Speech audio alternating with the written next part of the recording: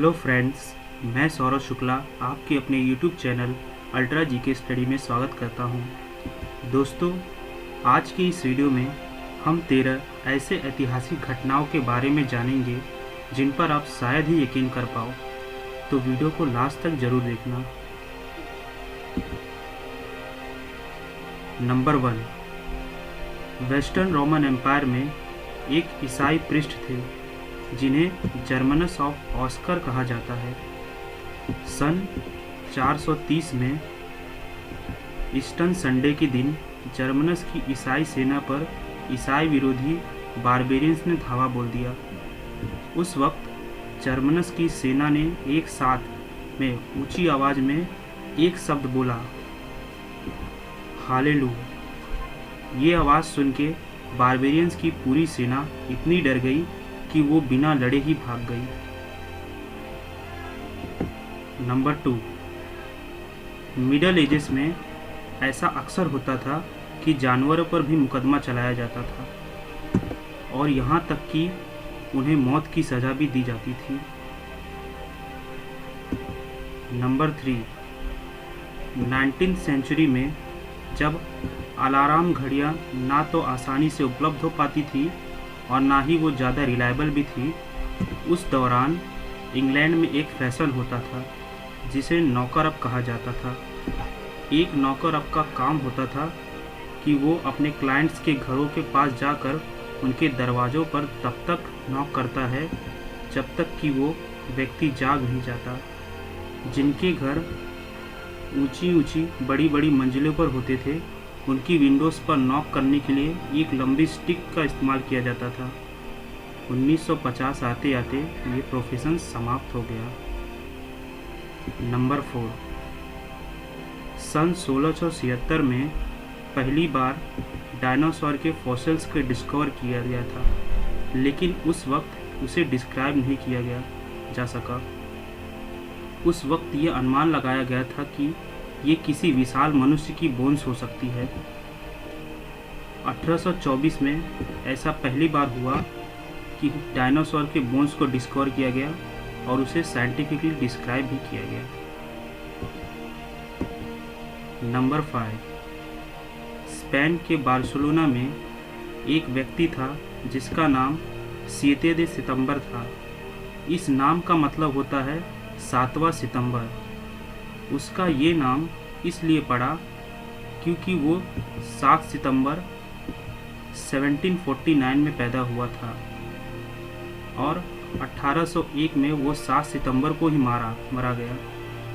उसके बेटे का नाम भी 7 दे सितंबर ही था क्योंकि वो 7 सितंबर 1774 को पैदा हुआ था। हैरानी की बात है कि वो 1826 में ही मारा गया। उसके बाद उसके ग्रैंडसन का भी नाम 7 दे सितंबर ही था। वो 7 सितंबर 1814 को पैदा हुआ और 7 सितंबर 1862 में मारा गया। नंबर 6, 1914 में फर्स्ट वर्ल्ड वॉर के दौरान जर्मनी का एक जासूस पीटर कार्पिन फ्रांस के सीमा में घुस गया। फ्रांस के सीमा में घुसते ही फ्रांस के सैनिकों ने उसे पकड़ लिया। पीटर की गिरफ्तारी को छुपाकर फ्रांस के लोग उसके तरफ से झूठी खबरें जर्मनी भेजते रहे। जर्मनी द्वारा पीटर के खर्च के लिए जो रकम भेजी जाती थी उसे फ्रांस लोग खुद हथिया रहे थे। 1917 में जब पीटर को फ्रांस के कैद से निकाल भागा गया। अब संयोग की बात देखिए, जब पैसे जर्मनी से पीटर के लिए आए थे, उन्हीं पैसों से फ्रांसीसियों ने एक कार खरीदी। 1919 में उस कार से कुचलकर एक व्यक्ति मारा गया। बाद में पता चला वो शख्स पीटर कार्पी ही था। नंबर 7, 1967 में ऑस्ट्रेलिया के प्राइम मिनिस्टर हैरोल्ड होल्ट अचानक गायब हो गए और आज तक उनका कुछ अता पता नहीं है। उनके गायब होने के लेकर बहुत सारी कॉन्स्पिरेसी थियरी भी है क्योंकि उनका कुछ पता नहीं चल पाया, इसलिए ये माना गया कि वो 1967 में ही मारे गए। नंबर 8, 1724 में स्कॉटलैंड के मैगी डिस्कन नाम की एक औरत को फांसी की सज़ा सुनाई गई। उसका क्राइम ये था कि उसने अपने नाजायज़ बच्चे को तुरंत उसके पैदा होते ही मार दिया था। मैगी को फांसी देने के बाद जब उसे दफनाने के लिए एक कॉफिन में ले जाया जा रहा था तो पता चला कि वो जिंदा थी। कोर्ट ने फैसला सुनाने की उससे एक बार मृत्यु दंड दिया हुआ है, इसलिए अब फिर से उसे सज़ा नहीं दी जा सकती।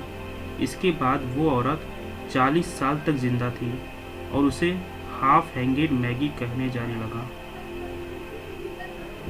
नंबर 9, 17th सेंचुरी में मोरक्को में मोलाई इस्माइल नाम का एक सुल्तान था। उसका ये मानना था कि उसके हाथों से मरने वाला कोई भी व्यक्ति सम्मान प्राप्त करेगा, इसलिए वो हमेशा उसकी रकाब पकड़ने वाले नौकर का सर काटकर उसका शुक्रिया अदा करता था। इसी तरह उस बादशाह ने अपने 10,000 नौकरों को मार डाला। नंबर 10, 1 सितंबर जापान के इतिहास में बहुत बुरी तारीख है। जापान में विनाशकारी भूकंप 6 बार इसी तारीख को आई है। सबसे पहले आपका 1 सितंबर 827 को, फिर 1 सितंबर 859 को, फिर 1 सितंबर 867 को, उसके बाद 1 सितंबर 1185 को, उसके बाद 1 सितंबर 1649 को और आखिर में 1 सितंबर 1923 को। जापान में सबसे खतरनाक भूकंप 1 सितंबर 1923 को आया था, जिसमें टोक्यो और योकोहामा शहर तबाह हो गए थे। नंबर 11, फ्रैंक हाइस नाम के ये व्यक्ति एक खुद घुड़सवार थे। 4 जून 1923 को उसने एक हॉर्स रेस में हिस्सा लिया था। बदकिस्मती से रेस के दौरान फ्रैंक को हार्ट अटैक आ जाता है और वो रेस के बीच में ही उसकी मृत्यु हो जाती है। लेकिन हैरानी की बात है कि मरने के बाद भी वो अपने घोड़े से नीचे नहीं गिरता, उस पर बैठा हुआ ही फिनिशिंग लाइन को पार कर जाता है। इससे पहले फ्रैंक ने अपनी ज़िंदगी में कोई रेस नहीं जीती थी और किसी ने ना उससे कोई उम्मीद भी रखी थी वो ये रेस जीतेगा। ज़्यादा हैरानी की बात यह है कि वो रेस के बीच में ही मर जाने के बावजूद भी इस रेस में पहले स्थान पर आया। नंबर 12, 13वीं सदी में कैथोलिक चर्च के पोप ग्रेगरी ने ये दावा करना शुरू कर दिया कि जो काली बिल्लियाँ होती है वो डेविल वर्शिप से जुड़ी होती है, इसलिए काली बिल्लियों का वजूद दुनिया के लिए सही नहीं है। पोप के इस बयान के बाद पूरे यूरोप में काली बिल्लियों का सफाया शुरू हो गया और धीरे धीरे काली बिल्लियों की तादाद कम हो गई। इसका नतीजा ये हुआ कि चूहों की तादाद काफ़ी मात्रा में बढ़ गई। माना जाता है कि चूहों का इतना ज़्यादा तादाद में बढ़ना ही वो कारण था जिसमें ब्लैक डेथ महामारी के रूप में को पूरे यूरोप में फैला दिया, जिसके वजह से यूरोप की आधी आबादी ख़त्म हो गई। नंबर 13, 19th सेंचुरी में इटली के एक राजा थे, किंग उम्बर्तो फर्स्ट। इनका एक हमशक्ल था जिसका नाम उम्बर्तो सैंतनी था। दोनों बिल्कुल एक जैसे ही दिखते थे। दोनों इटली के तोरिन शहर में एक दिन ही पैदा हुए थे। इन दोनों की पत्नियों का नाम भी मार्गरेटा था। दोनों का एक एक बेटा भी था और दोनों के बेटे का नाम विक्टोरा था।